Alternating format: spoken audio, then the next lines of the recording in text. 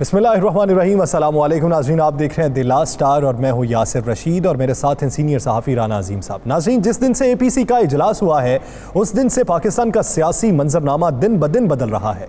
APC में जज्बाती तकारीर के बाद खुफिया मीटिंग्स की खबरें भी काफ़ी गर्दिश कर रही हैं। शेख रशीद के दावे और नून लीगी रहनुमाओं की तरदीद आज सारा दिन खबरों की जीनत बनी रही। इस सब के अलावा आज बिलावल ने प्रेस कॉन्फ्रेंस में 20 सितंबर को APC को अपोजिशन की बिलखसूस पाकिस्तान पीपल्स पार्टी की फतह करार दिया। जिस APC को अपोजिशन खुद कामयाब कह रही है उस APC का हिस्सा जमात इस्लामी जैसी बड़ी जमात क्यों नहीं बनी? जमात इस्लामी के क्या तहफ़्फ़ुज़ात थे जो पाकिस्तान की दीगर अपोजिशन जमातें दूर करने में नाकाम रही और जमात इस्लामी सहम अपोजिशन इजलास का हिस्सा क्यों नहीं बनी? इसी पर बात करने के लिए अमीर जमात इस्लामी सेनेटर सिराजुल हक साहब ने हमें ज्वाइन किया है। सिराजुल हक साहब, बहुत शुक्रिया आपके वक्त का। सिराजुल हक साहब, पहले तो APC का 26 निकाती एलामिया, आप उससे किस हद तक मुत्तफिक हैं और क्या समझते हैं कि एलामिया यही होना चाहिए था या फिर आप उसकी नफ़ी करते हैं, और अगर नफ़ी कर रहे हैं तो फिर उसमें तब्दीली क्या होनी चाहिए थी? बिस्मिल्लाहिर्रहमानिर्रहीम। इस वक्त सबसे ज़्यादा बुनियादी मसला जो मैं समझता हूँ वो आइंदा होने वाले इलेक्शन को धांधली से पाक रखने के लिए और पोलिंग स्टेशन और पोलिंग बूथ पर आवाम का एतमाद बहाल करने के लिए एक मेकनिज़म, एक लाहे अमल बनाने की ज़रूरत है।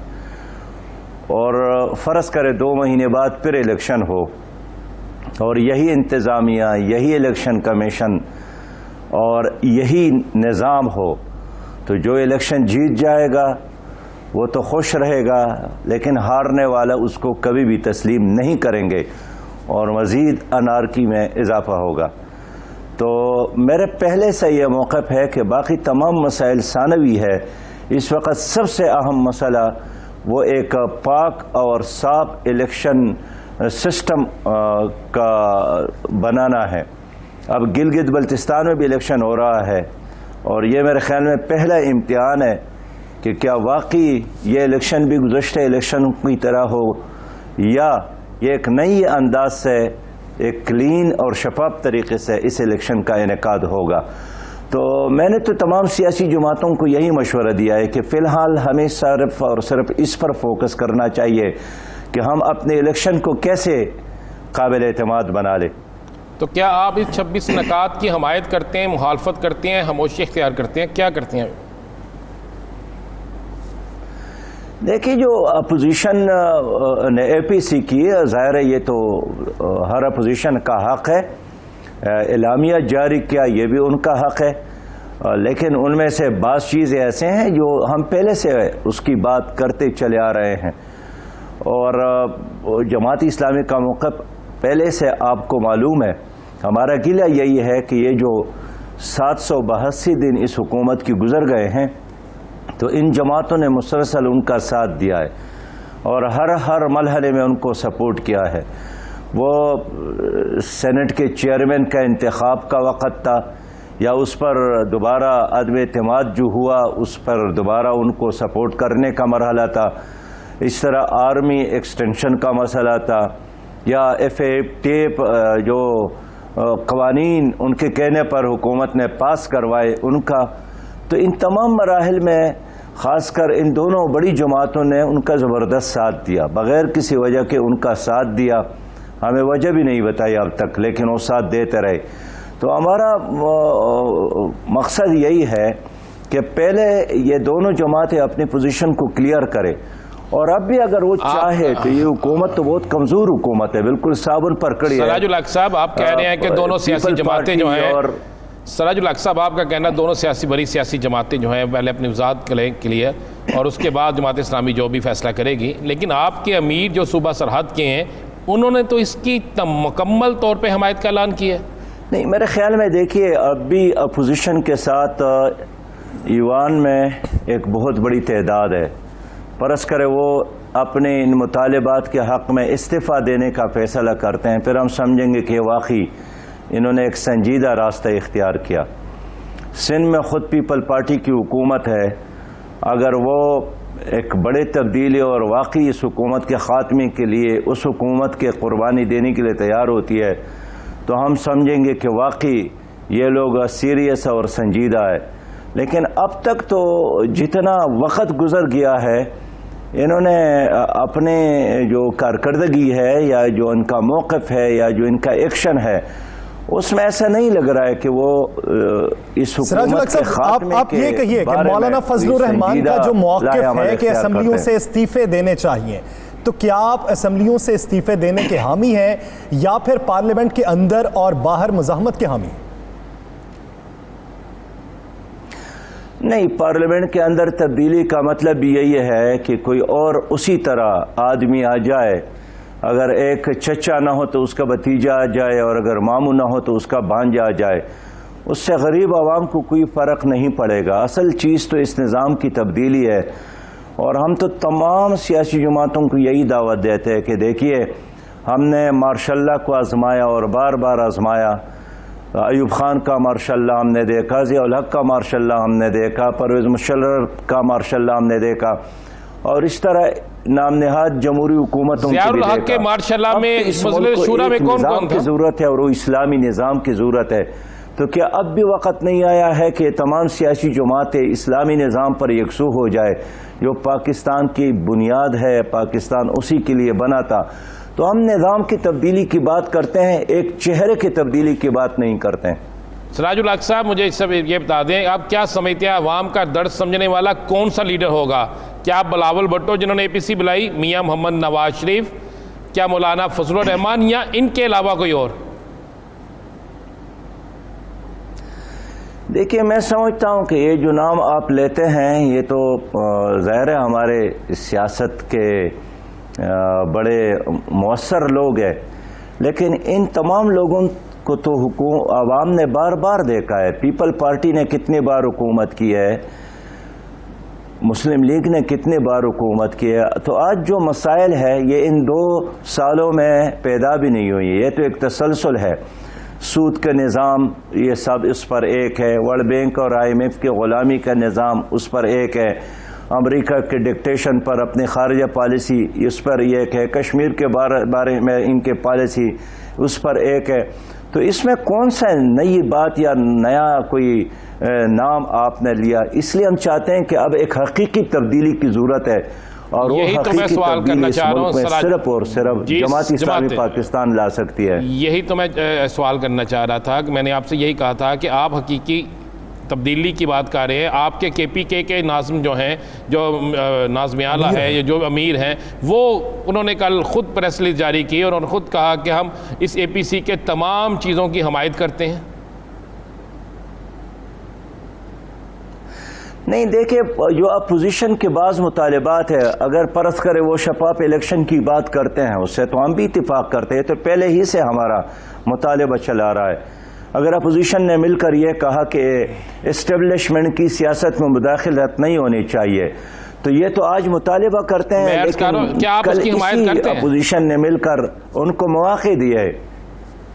میں یہ کہہ رہا ہوں کہ آپ کے امیر جو ہیں وہ اس تو مکمل مطالبات کی حمایت کا انہوں نے اعلان کیا، تو میں یہی کہنا چاہ رہا ہوں کہ آپ نہیں کر رہے، آپ 2 پارٹیوں کو کہہ رہے ہیں کہ یہ انہوں نے میری کرپشن کی یا انہوں نے اس تمام تباہی میں یہ بھی ذمہ دار ہیں، تو پھر آپ کے امیر کیوں ایسا کہہ رہے ہیں؟ نہیں، اس میں کوئی شک نہیں ہے کہ کرپشن میں موجودہ حکومت میں شامل لوگ بھی ملوث ہے، اور جو ماضی کی حکومتیں ہیں پیپل پارٹی اور مسلم لیگ وہ بھی اس میں شامل ہے۔ جو پاناما لیکس میں 436 افراد کے نام ہے، اس میں پرانی جماعتوں کے لوگ بھی شامل ہیں جنہوں نے حکومت کی ہے، اور موجودہ حکومت میں جو لوگ شامل ہیں ان کے نام بھی شامل ہے۔ سراج الحق صاحب، کیا عسکری قیادت سے جو پارلیمانی رہنماؤں کی ملاقات ہوئی تھی وہ چھپائی گئی تھی؟ کیونکہ جب میاں محمد شہباز شریف صاحب سے پوچھا گیا تو ان کا جواب یہ تھا کہ اگر بات کھل گئی ہے تو میں اس سے انکار نہیں کرتا۔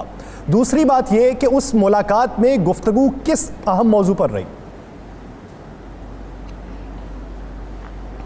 دیکھیے رانا صاحب،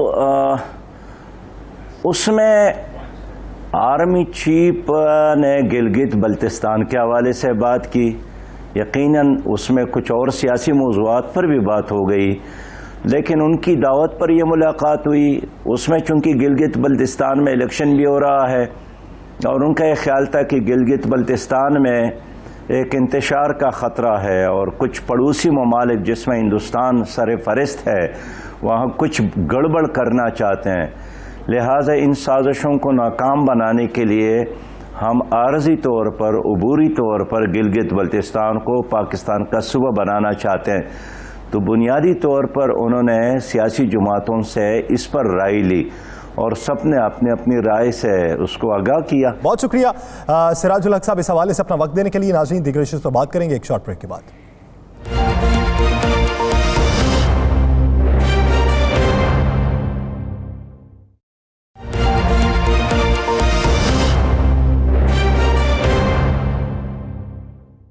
ناظرین، اے پی سی پر بات ہونی چاہیے تھی، اے پی سی کے اعلامیے پر بات ہونی چاہیے تھی اور کئی دنوں تک اس پر باتیں ہونا تھی، لیکن بیچ میں ایک ایشو ایسا آیا کہ باتوں کا رخ تبدیل ہو چکا ہے۔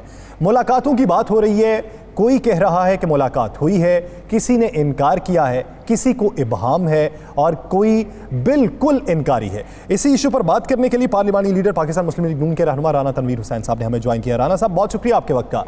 رانا صاحب، جس دن سے اے پی سی ہوئی مختلف باتیں زیر گردش کر رہی تھی، 2 دن بعد ایک نئی بات سننے کو ملی کہ پارلیمانی لیڈر ملاقات کر چکے ہیں عسکری قیادت سے۔ اب شیخ صاحب میدان میں آتے ہیں اور شیخ صاحب کہتے ہیں کہ اس ملاقات سے پہلے بھی ایک ملاقات ہوئی تھی جو میاں نواز شریف صاحب کے نمائندے نے کی تھی۔ ان 2 ملاقاتوں والی کہانی کا کیا چکر ہے؟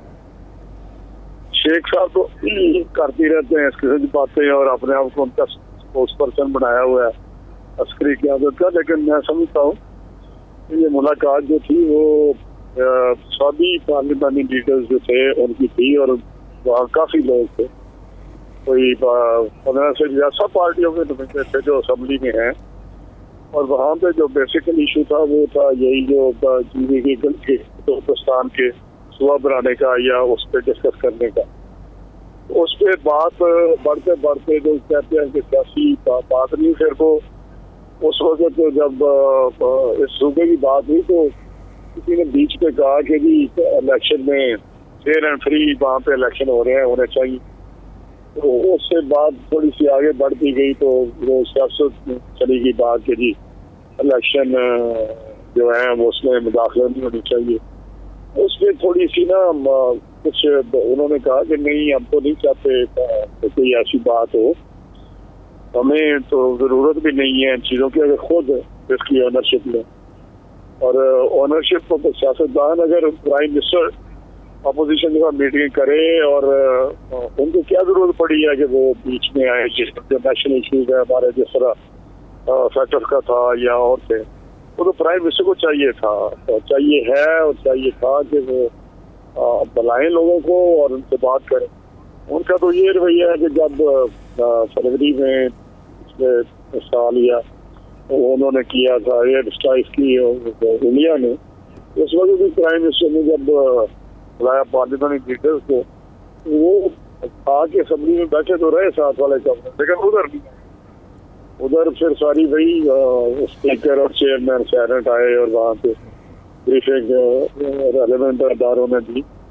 تو مسئلہ یہ ہے کہ یہ بات اس طرح کی ہے، شیخ صاحب بس باتیں کرتے رہتے ہیں، لیکن اب تو وہ خود ہی اوپن ہوگی نا ان کی طرف سے ریلیز ہوئی ہے، جب انہوں نے دیکھا کہ یہ بات تھوڑی تھوڑی لیک ہو رہی ہے تو انہوں نے کہا بھی لیکن ایک میٹنگ کی سائٹ ہوتی ہے اس پہ میرا حال بات نہیں کرنی چاہیے۔ یہ شیخ صاحب پتہ نہیں کیا کر رہے ہیں۔ رانا صاحب، آپ کی بات درست ہے کہ شیخ صاحب نے جو آپ نے کہا ایک میٹنگ ہوئی، آپ نے سارا بیان کر دیا، یہ سب کو پتہ ہے کہ گلگت بلتستان، اس کے بعد سیاست پہ بات ہوئی، لیکن مریم صاحبہ اور کا یہ کہنا ہے کہ میاں نواز شریف صاحب جو ہیں اس سے لا علم تھے اور میں بھی اس سے لا علم ہوں، یہ ملاقات نہیں ہونی چاہیے تھی۔ مریم صاحبہ نے انکار کیا ہے۔ نہیں انکار تو نہیں، انہوں نے تو یہ کہا کہ نہیں ہونی چاہیے، ایک وقت انہوں نے کہا جی ہمارا مسلم لیگ کا کوئی نمائندہ نہیں ملا، یہ ان کا سارٹ ہے۔ نہیں تو وہاں پہ خواجہ آصف تھے اور شہباز صاحب تھے، اور تو جب ان سے یہ پوچھا گیا کہ کیا میاں نواز شریف صاحب کو اس کا علم تھا تو انہوں نے اس کی بھی مکمل تصدیق نہیں کی۔ ان کا یہ نہیں کہنا تھا کہ ہاں علم تھا، ان کا یہ کہنا تھا کہ ہو سکتا ہے۔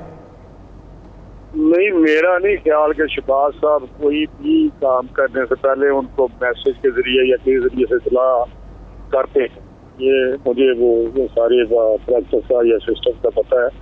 تو جب بھی کوئی ایسی بات ہوتی ہے ان سے گائیڈنس ضرور دی جاتی ہے اور وہ بات بھی کہتے ہیں یہ کریں یا یہ نہ کریں. تو یہ میں نہیں سمجھتا کہ ان کو پتہ ضرور ہوگا, لیکن مجھے اس کا علم نہیں ہے. میرا پریکٹس جو ہے سابق وہ ہماری جس ایشو پہ یہ نہیں بولا جاتا ہے کہ سبھی لوگوں کو بلایا گیا تھا, جیسے بلاول بھی تھا, نمندر دوست تھے, شری رحمان تھی, پھر ہماری طرف سے لوگ تھے, پھر گورنمنٹ کے بھی تھے, 3-4 منسٹر تھے. بلاول بھٹو نے تو کہہ دیا جی جہاں پہ شیر رشید ہوں گے وہاں پہ میں تو جاؤں گا ہی نہ, چاہے وہ کوئی بھی میٹنگ ہو.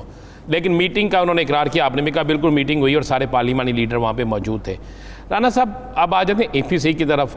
اعلامیہ جاری ہو گیا, سارا کچھ ہو گیا, استعفوں کے حوالے سے کیا پوزیشن سوچ رہی ہے؟ پہلے وہ بات بتا جی جی یہ اس کے بعد فالوڈ بائی اسپیکر صاحب نے ایک میٹنگ بنائی اگلے دن نا, اس میٹنگ کے بعد جی بھی تو وہ میرا حال ہے اس کو فارمل شیپ دینا چاہتے تھے کہ کوئی کیا راستہ نکلے جیسے کانسٹیٹیوشنلی افیکٹ نہ ہو دوسرے, جیسا انڈیا نے کیا ہے. تو وہ کوئی اس طرح کا نہ ہو جیسے کشمیر کا ہمارا ایشو یا اس طرح سے.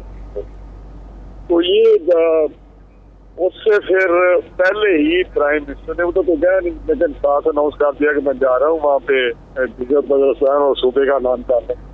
تو پھر انہوں نے بائی کاٹ کر دیا اپوزیشن نے اس میٹنگ کا کہ پہلے ہی اگر آپ لے رہے ہیں یا کچھ پولیٹیکل باتیں لے رہے ہیں اور میٹنگ سے پہلے جو ان کی آتے ہیں میرا امپیورٹی ہے کیا ہے میں تو صحیح. لیکن کیا سمجھ نہیں آئی ان کے اسٹائل کی, ان کے طریقہ کار کی, ان کا کنڈکٹ کیا ہے.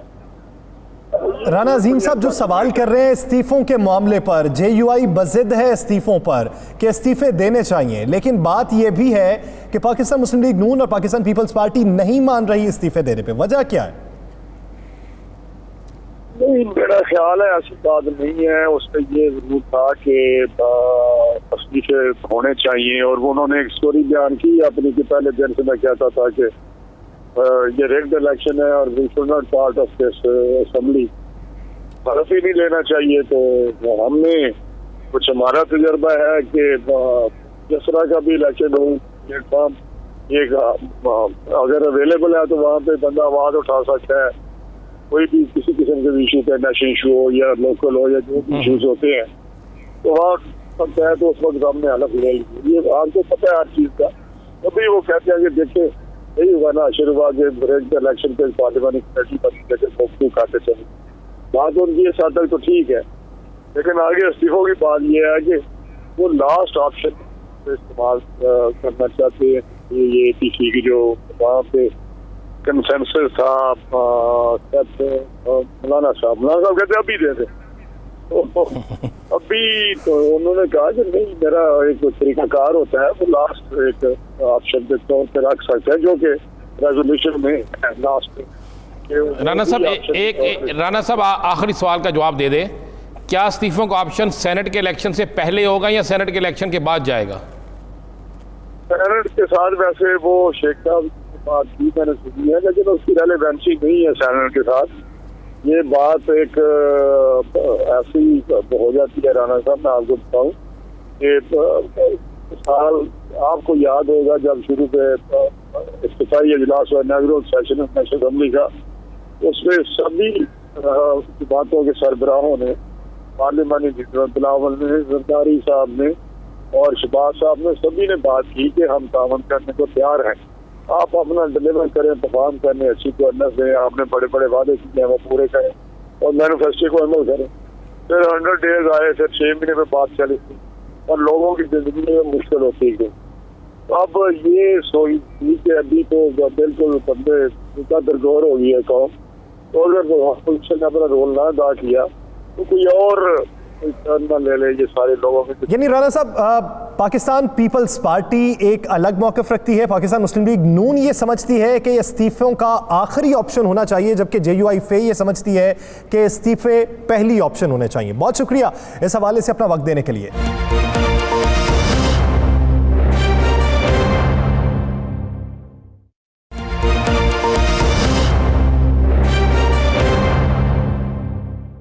میل ملاقاتیں جو ہوئیں عسکری قیادت کے ساتھ، اس کا نتیجہ کیا نکلا اور اس پہ بیان کیا سامنے آئے وہ تو آپ نے ملاحظہ کر لیے.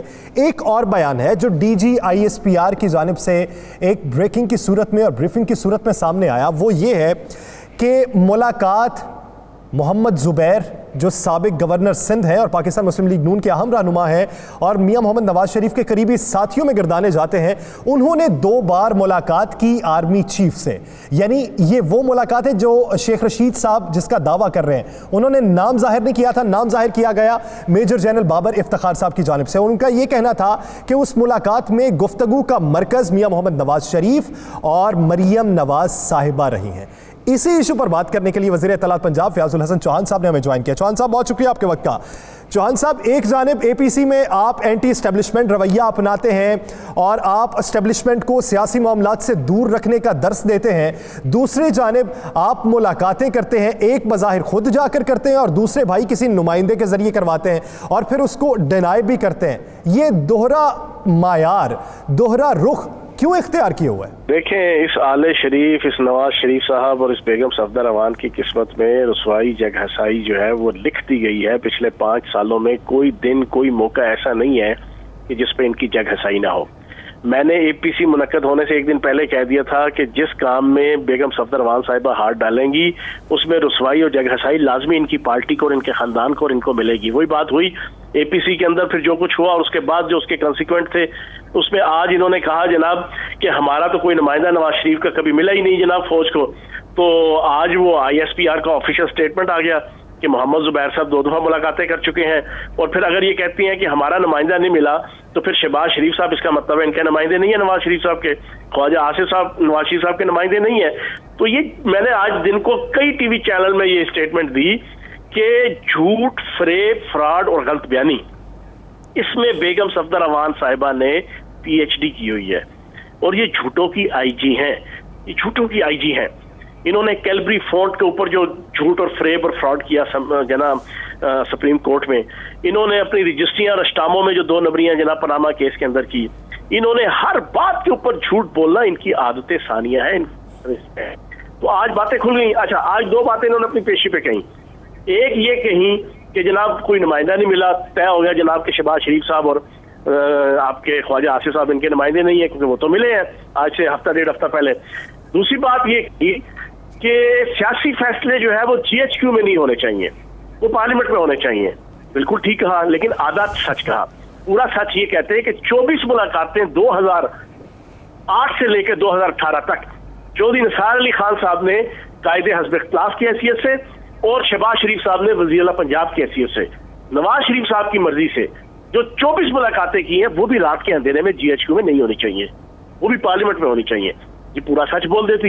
یہ اپنی مرضی کی بات کرتے ہیں لیکن ان کی قسمت میں رسوائی ہر بات پہ ان کی لکھی ہوئی ہے. وہ کہتے ہیں نا مرض بڑھتا گیا جو دوا کی. یہ جو کوئی دعا کرتے ہیں مزید ان کی حد کے عزت، رسوائی، ان کی بےزتی، ان کی انسلٹ وہ جناب عوام کے سامنے ہو جاتی ہے. چوہان صاحب، آج بالکل آپ یہ اب تو D G I S P R صاحب کے بیان کے بعد باقی کوئی بات رہ نہیں جاتی. تو ایک طرف تو اور یہ زبیر صاحب جو ہیں یہ ہے بھی مریم کے قریب ترین ساتھیوں میں سے، میاں نواز شریف کے قریب ترین ساتھیوں میں سے، یا شہباز شریف کے قریب ساتھیوں میں سے تو نہیں ہے. اس کا مطلب ہے کہ جب ان کی بات نہیں مانی گئی، جب انہوں نے واضح کہا کہ ہم عدالتوں کے معاملے میں عمل دخل نہیں دیتے، ہم سیاست میں عمل دخل نہیں دیتے، تو پھر انہوں نے وہ باتیں کرنی شروع کر دی جو بھارت کے اخبارات کی زینت بنی. تو مجھے بتائیں، جب آپ کو پتہ ہے کہ یہ بھارت کے اخبارات کی زینت بنتے ہیں، ان کی زبان بولی بول رہے ہیں جو آپ کے نمائندے کہہ رہے ہیں، تو پھر ان پر سختی یا ان کے خلاف کارروائی، اس سے حکومت بالکل پیچھے کیوں ہٹتی جا رہی ہے؟ دیکھیں، پہلی چیز تو یہ ہے کہ ہم قطعاً بھی پیچھے نہیں ہٹ رہے.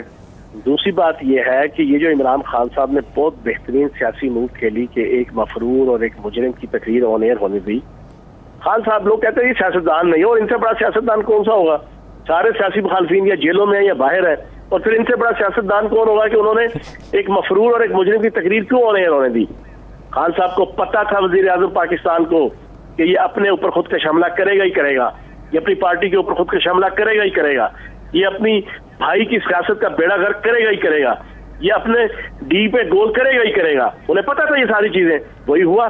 پھر دوسری چیز یہ ہے کہ آج جو شہباز شریف صاحب نے پریس کانفرنس کی، بنیادی طور پر رمضان شوگر مل اور ان کی جو جعلی اکاؤنٹس اور ٹیٹیز ہیں اس پہ ان کے 5 وعدہ معاف گواہ بن چکے ہیں 16 مجرموں میں سے. ان کا فیصلے آنے لگے ہیں ہفتے 2 ہفتے کے اندر.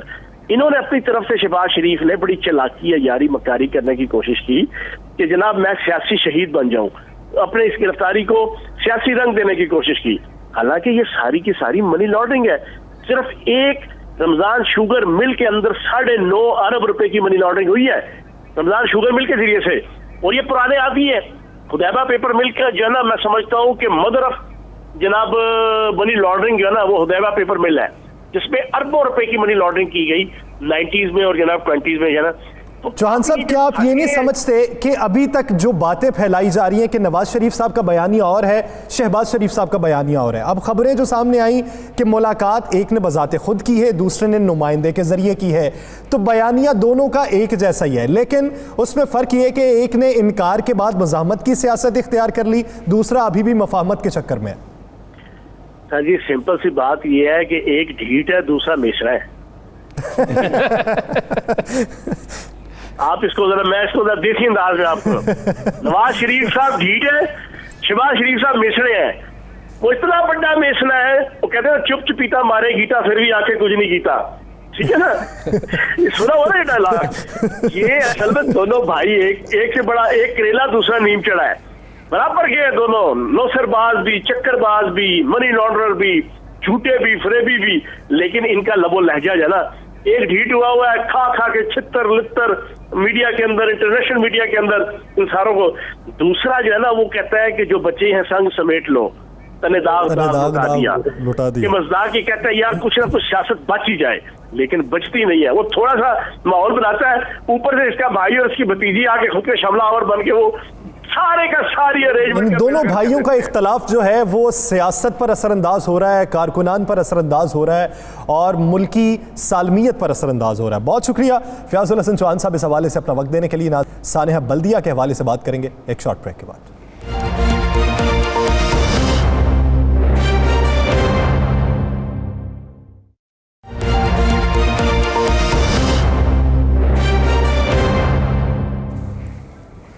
Welcome back. ناظرین, بات کریں گے سانحہ بلدیہ کیس کے حوالے سے. 8 سال بعد کیس کا فیصلہ سنایا گیا. 2 مجرمان کو سزائے موت سنائی گئی, 4 کو عمر قید کی سزا سنائی گئی اور 264 بار سنائی گئی. اس فیصلے کے بعد متاثرین جو ہیں ان میں سے بیشتر ایسے ہیں جنہیں کچھ حد تک اطمینان آ چکا ہے. کچھ ابھی بھی ایسے ہیں کہ جو کہتے ہیں کہ مرکزی ملزم کوئی اور تھے, پکڑے سہولت کار گئے ہیں. کچھ افراد ایسے ہیں جو یہ رائے رکھتے ہیں کہ مل مالک کو بھی واپس بلانا چاہیے تھا, اس پر بھی مقدمہ درج ہو, اسے بھی سزا ملنی چاہیے. اس ساری صورتحال پر بات کرنے کے لیے پاک سرزمین پارٹی کے وائس چیئرمین ارشد وورا صاحب نے ہمیں جوائن کیا. وورا صاحب, بہت شکریہ آپ کے وقت کا.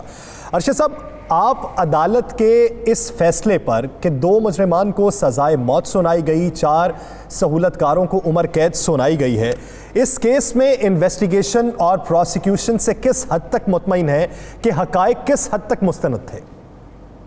دیکھیں, بات یہ ہے کہ سب سے پہلے تو میں آپ کو ایک چیز کلیئر کر دوں کہ جو ڈیسیژن آیا ہے اور جو 270 پیج کی رپورٹ ہے, اس 270 پیج کی رپورٹ میں 400 لوگوں کو ٹیسٹیفائی کیا گیا, اور 400 لوگوں کو ٹیسٹیفائی کرنے کے بعد ایک ایویڈنس سامنے آئی,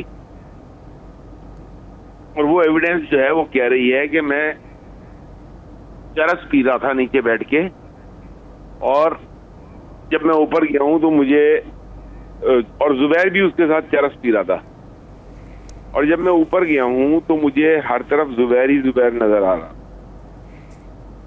تو آپ ایک ڈرگ ایڈکٹ کی ایویڈنس کو اور اسی کو بیس بنایا گیا ہے. تو ارشد وورا صاحب, رپورٹ میں تو یہ لکھا تھا کہ جب میں اوپر گیا تو میں نے زبیر کو جاتے ہوئے دیکھا, صرف ایک بار. آپ جو کہہ رہے ہیں, آپ یہ کہہ رہے ہیں کہ ہر طرف زبیر ہی زبیر دکھائی دے رہا. نہیں, زبیر کو جاتے ہوئے دیکھا, پھر اس کے بعد وہ کہہ رہا ہے میں ادھر گیا دوسرے کمرے میں تو دروازہ کھولا تو وہاں پہ بھی زبیر تھا. اچھا ارشد صاحب, آپ کہتے ہیں کہ آگ نہیں لگی, آگ لگائی نہیں گئی, آگ خود بخود لگی. سر یہ میرا, دیکھیں میرا یہ اوپینین ہے, اس کی وجہ میں آپ کو بتاؤں رانا صاحب کہ I was chairman site at that time, اور میں خود وہاں پہ موجود بھی تھا. بات یہ ہے کہ یہ جو 260 پلس ڈیتھ ہوئی ہیں یہ بچائی جا سکتی 264 اور یہ ایسے بچائی جا سکتی تھی کہ اگر وہ جو مالک تھا وہ اگر چلے میں کہتا ہوں میں اس کو دیتا ہوں ایک بینیفٹ آف ڈاؤٹ کہ چلو ٹھیک ہے وہ خوف سے نہیں آیا, وہ فون کر کے کہہ دیتا, سارے لوگوں کو پتا تھا کیونکہ جو لوگ وہاں پہ اندر تھے وہ اپنے رشتے داروں کو فون کر رہے تھے کہ ہم جو ہے پھنسے ہوئے ہیں بیسمنٹ میں پھنسے ہوئے ہیں. تو جس بیسمنٹ میں وہ پھنسے ہوئے تھے اس بیسمنٹ کے بیک سائڈ پہ ایک انہی کی فیکٹری کے اندر ایک گیٹ تھا اور 10 فٹ کے برابر میں ایک دوسرا گیٹ تھا. اچھا اب اگر وہ گیٹ کھولتے ہیں تو ان کو یہ خطرہ تھا کہ کہیں ہماری فیکٹری میں بھی آگ نہ لگ جائے. جب آپ وہ گیٹ کھولتے ہیں تو اس گیٹ سے 4 قدم پر سیڑھیاں ہیں اس بیسمنٹ کی جس کے اندر یہ سارے جمع تھے 200 کے قریب لوگ. تو بھائی اگر وہ دوسری فیکٹری باہر میں جائے, آپ کو پہلے انسانی جانیں امپورٹنٹ ہیں. آپ وہ گیٹ کھولتے نا, آپ وہ گیٹ توڑواتے, وہ تالا توڑواتے, وہ تالا ٹوٹ جاتا تو کم از کم وہ جو 200 لوگ سفوکیشن سے مر گئے وہ تو نہ مرتے نا. تو میری یہ رائے ہے کہ اس میں جو ہے یہ انسانی جانیں بچ سکتی تھی اگر اس وقت صحیح طور پر مالک جو ہے جس کو اپنی فیکٹری کا پتہ ہوتا ہے, جو اپنی فیکٹری کے ایک ایک انچ سے واقف ہوتا ہے, وہ صحیح طریقے سے ڈائریکٹ کر دیتا, ڈائریکشن دے دیتا. اچھا, حماد صدیقی کے حوالے سے کہا گیا, جی آئی ٹی کی رپورٹ موجود ہے, کچھ گواہوں کے بیانات موجود ہیں. کیا کہا گیا حماد صدیقی کے حوالے سے؟ کہا گیا حماد صدیقی کے حوالے سے کہا جا رہا ہے کہ وہ اس وقت وہاں پہ وہ یہ سارے احکامات جاری کرتا تھا. سر میرا خیال سے I don't know, I am not sure کہ میں نے رپورٹ میں یہ دیکھیں, یہ چیزیں بنانے کو تو بہت ساری چیزیں بعد میں بن سکتی ہیں. پہلی جو رپورٹ آئی تھی اس رپورٹ کے تحت تو مالک. تو ارشد وروہ صاحب, آپ یہ سمجھتے ہیں کہ 2012 سے لے کے 2015 تک جو پولیس کی انویسٹیگیشن تھی, پروسیکیوشن تھی, وہ رپورٹ ٹھیک تھی, جب رینجرز کی جے آئی ٹی بنی اور ان کی رپورٹ آئی وہ رپورٹ میں مینپولیشن ہوئی ہے؟ میں یہ نہیں کہتا, میں تو یہ کہتا ہوں حقائق جو ہے نا ٹیکنیکلی اگر آپ دیکھیں, جب میں آپ سے ایک چیز کی عرض کر رہا ہوں کہ میں پریکٹیکلی وہاں جا کے دیکھا تھا, وہ گیٹ اگر کھل گیا ہوتا تو 200 سے زیادہ لوگ بچ سکتے تھے. وہ گیٹ نہیں کھلا. یعنی یہ فیکٹری مالک صرف اور صرف فیکٹری مالک کا قصور ہے؟ بالکل میری نظر میں مالک کا. اچھا چلیں اس پہ یہ آپ کا نظریہ, آپ وہاں پہ چونکہ اس کو دیکھ رہے تھے, ہم اس پہ موجود تو نہیں تھے, ہم تو اس رپورٹس کی جے آئی ٹی کی رپورٹ کی not only present there but I was the member of first investigation team. Okay بالکل. اچھا یہ بتا دیں, کیا اس دور میں جو ایک الزام اور لگتا رہا ہے کہ اس دور میں مختلف فیکٹریوں سے, مختلف جگہوں سے باقاعدہ ایک سیاسی جماعت جو ہے وہ بتہ وصول کرتی تھی, اور بتہ وصول کر کے آگے پیسے بھیجے جاتے تھے, جو نہیں بتا دیتا تھا اس کے ساتھ ایسا ہی کچھ ہوتا تھا, کیا یہ بھی غلط ہے؟ سر مجھے ایک ایگزامپل دے دیں جس فیکٹری کو جلایا ہوا ہو. بالکل میں جلائے کی بات نہیں کہہ رہا, میں جلائے نہیں, بتے کا معاملہ بتا دیں مجھے. بتے کا معاملہ نا سر, بھتہ تو ایم کیو ایم پہ الزام ہے لیتی رہی, اور ایم کیو ایم جو ہے وہ اپنے ہر دور میں ہی بھتہ لیتی رہی. آپ اس وقت ایم کیو ایم میں تھے نا, بھی لیتی رہی, ٹھیک ہے نا. تو وہ بھتہ لینا از اے ڈفرنٹ سبجیکٹ, اور فیکٹری کے اندر 260 لوگوں کو مار دینا از اے ڈفرنٹ سبجیکٹ. اور اگر اس کا تعلق ہی بھتے سے جڑا ہو تو سر بھتہ اگر لینا ہوتا تو بھتہ 240 لوگوں کو مار کے نہیں لیا جاتا. بھتہ تو لینے کے لیے ایم کیو ایم کی اس پر جو پاور تھی, ایم کیو ایم کو گھر پہ بلا کے ان کو گھر سے اٹھا کے بھتہ لے سکتی تھی. اچھا جی اس پہ آ جائیں, یہ تو بلدیہ والا ہو گیا معاملہ. آج آپ کا سندھ کے سابق گورنر جو ہیں زبیر احمد, جی ان کے متعلق ابھی آج تو D G I S P R نے بھی واضح کہہ دیا کہ وہ میاں نواز شریف مریم نواز کے حوالے سے 2 دفعہ ملے, اور 2 دفعہ مل کر انہوں نے ان کی رعایت کے لیے بات کی, لیکن واضح طور پہ انکار ہو گیا کہ عدالتوں کے معاملات میں یا سیاسی معاملات میں یہ عمل دخل نہیں دیتے.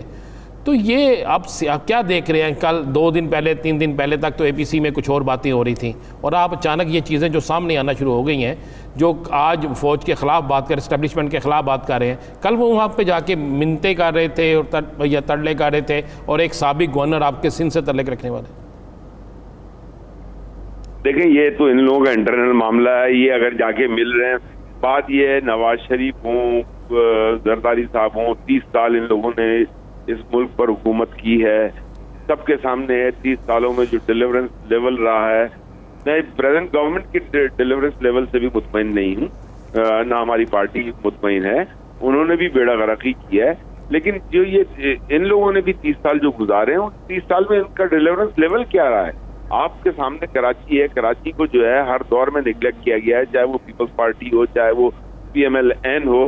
پی ایم ایل این کو جب بالکل اینڈ ہو گیا تو وہ الیکشن سے پہلے کراچی آ کے وزٹ کرتے ہیں اور کہتے ہیں کہ ہم کراچی کے لیے کچھ کریں گے۔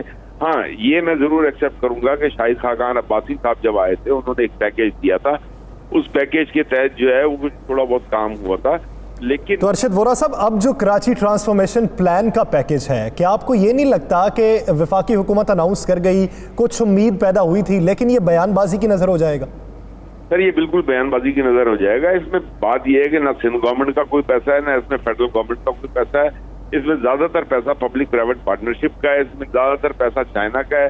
300 ارب روپے تو صرف چائنا نے آپ کے جو سرکولر ریلوے کے رکھے ہوئے ہیں، تو یہ سارا جو پیسہ ہے یہ آئدر ورلڈ بینک، ابھی آپ دیکھیں ورلڈ بینک کے تھرو ایک پروجیکٹ کیا تھا انہوں نے اولڈ سٹی ایریا میں، یہ جو ڈی جے سائنس کالج کے سامنے، وہاں پہ انہوں نے کراچی کے نام پر 1 ارب پلس کچھ پیسے لیے، وہ ڈیولپ کیا۔ ایک بارش نے اس کی کلئی کھول دی، وہاں گڑھے پڑ گئے، وہاں پہ کیچڑ جمع ہو گیا، وہاں سیوریج کا نظام بیٹھ گیا، وہاں پانی جمع ہو گیا۔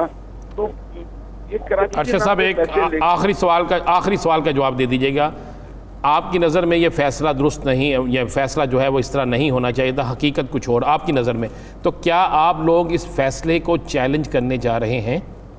دیکھیں، آپ بلدیہ کے حوالے سے بات کر رہے ہیں نا؟ جی جی جی، دیکھیں اس فیصلے کو چیلنج جن لوگوں کو سزائیں ہوئی ہیں نا، ان کے گھر والے خود کریں گے، ہمیں کرنے کی ضرورت نہیں ہے، ان کے گھر والوں کو پتا ہے، ان لوگوں کو خود پتا ہے۔ اور یہ دیکھیں بات یہ ہے کہ اللہ تعالیٰ کے یہاں بھی جو ہے مطلب دیر ہے اندھیر نہیں ہے، چیزیں کھل کر سامنے ضرور آئیں گی۔ آج اگر وہ مالکان جو ہیں وہ باہر بیٹھے ہوئے ہیں، میں صرف ایک سوال یہ آپ سے کرتا ہوں، آپ کسی سے یہ پوچھیں، آپ اس کو انویسٹیگیٹ کریں کہ ان کی فیکٹری جو ہے انٹرنیشنلی سرٹیفائڈ تھی، جس کے ساتھ یہ کام کر رہے تھے، جس کمپنی کے ساتھ، اس کمپنی کی ایک انشورنس پالیسی تھی، 260 لوگوں کے لیے کئی ملین ڈالرز دیے گئے تھے، وہ پیسے کہاں گئے؟ وہ تو وفاقی حکومت نے، سندھ حکومت نے جو ہرجانہ دینا تھا وہ نہیں دیا، اب تو پھر یہ عدالت کہہ چکی ہے کہ ہر فرد کے حساب سے 24 لاکھ روپیہ دیا جائے، وہ کون دے گا؟ پھر کس کے دل میں درد ہے ان لواحقین کے لیے؟ وہ بیچارے 260 لوگ، ان کی فیملیز آج جو ہیں مطلب 8 سال ہو گئے، تو پھر درد کس کے دل میں ہے؟ مجھے یہ بتائیے آپ۔ یعنی اس کا نتیجہ، اس کا فیصلہ تو سامنے آ چکا ہے، اس فیصلے سے کتنے افراد مطمئن ہیں؟ پروسیکیوشن انویسٹیگیشن اگر مستند طریقے ہو، جلد ہو اور اس کا فیصلہ بھی جلد ہو تو تب ہی سکون قلب حاصل ہو سکتا ہے، بصورت دیگر شبہات جو جنم لیے ہوئے تھے وہ شبہات برقرار رہتے ہیں۔ بہت شکریہ ارشد وورا صاحب اس حوالے سے اپنا وقت دینے کے لیے۔ ناظرین، دی لاسٹ آور سے مجھے اور رانا عظیم صاحب کو دیجیے اجازت، اللہ نے کے بعد۔